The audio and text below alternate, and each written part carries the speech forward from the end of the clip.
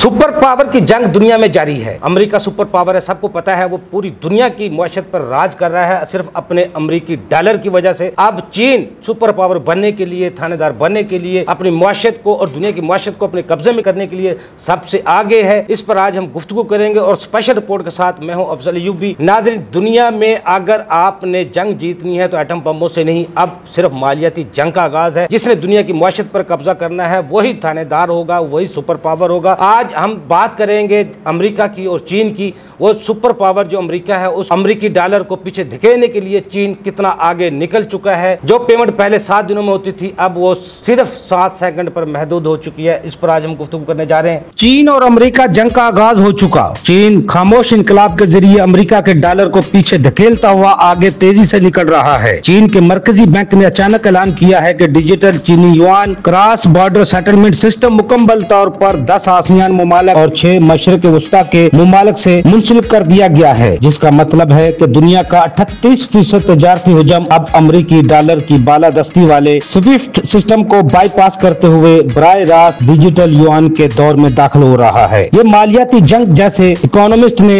Bretton Woods system 2.0 की पहली लड़ाई करार दिया है। ब्लॉकचेन टेक्नोलॉजी के जरिए आलमी मईशत का बुनियादी ढांचा बदल रही है। ऐसे में जबकि स्विफ्ट सिस्टम अब भी क्रॉस बॉर्डर की अदायगियों में 3 से 5 दिन की ताखीर करता है, जबकि चीन के तैयार करदा डिजिटल करेंसी ब्रिज ने क्लियरिंग्स की रफ्तार को सिर्फ 7 सेकंड तक महदूद कर दिया है। हांगकांग और अबू ज़हबी के दरमियान पहले तजर्बे में एक कंपनी ने मशरिक वस्ता के सप्लायर को डिजिटल युआन के जरिए अदायगी की है। रकूम 6 मुख्तलिफ बैंकों से गुजरने के बजाय एक डिस्ट्रीब्यूटेड लेजर के जरिए बराह रास्त मौसूल हुई और फेस में 98% तक कमी आई। इस बरक रफ्तार अदायगी की सलाहियत ने अमेरिकी डॉलर के जेर असर रवायती निजाम को फौरी तौर पर फरसुदा कर दिया है। चीन इंडोनेशिया 2 ममालिक 2 पार्क्स मंसूबे में इंडस्ट्रियल बैंक ने डिजिटल युआन के जरिए पहली क्रॉस बॉर्डर पेमेंट मुकम्मल की। ये आर्डर की तस्दीक से लेकर रकम की वसूली तक सिर्फ 8 सेकंड में मुकम्मल हुई, जो रवायती तरीकों से 100 गुना ज्यादा मुअस्सर है। इस तकनीकी बरतरी की वजह से दुनिया के 23 मरकजी बैंक इस तजर्बाती मंसूबे में शामिल हो चुके हैं और मशरिक वस्ता के तवानाई के ताजर अपनी सेटलमेंट लागत में 75% तक कमी ला चुके हैं। इस तकनीकी इनकलाब का गहरा असर मालियाती खुदमुख्तियारी की नई तश्कील पर है। जब अमेरिका ने स्विफ्ट के जरिए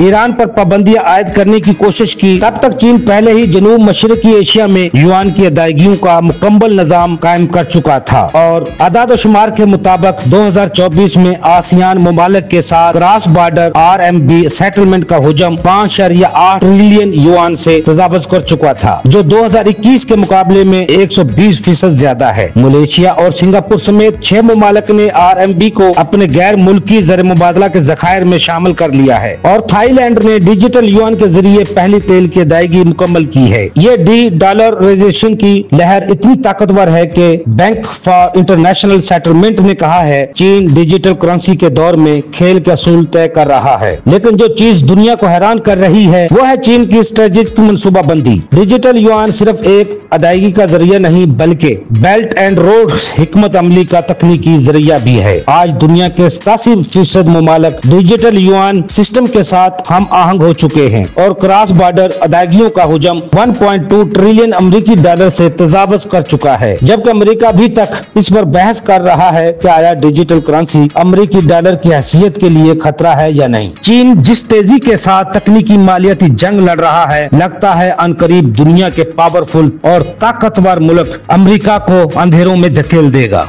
नाज़रीन, आपने ये पूरी रिपोर्ट देखी जिसमें चीन अब बहुत आगे निकल चुका है। उसके अपने युआन को मजबूत बनाने के लिए, अपनी मईशत को मजबूत बनाने के लिए, डिजिटल करेंसी को आगे लाने के लिए उसने जो मुआहदे किए हैं, जो दुनिया में अपनी ताकत का लोहा मनवाया है, इसमें कोई शक नहीं। अगली जो जंग है और सुपर पावर की जो थानेदारी की जंग है, वो चीन के हाथ में आएगी और अनकरीब दुनिया देखेगी कि चीन अमेरिका को बहुत पीछे छोड़ चुका है। अगले प्रोग्राम तक के लिए अफजल अयूबी को इजाज़त दीजिए। अल्लाह हाफ़िज़। पाकिस्तान जिंदाबाद।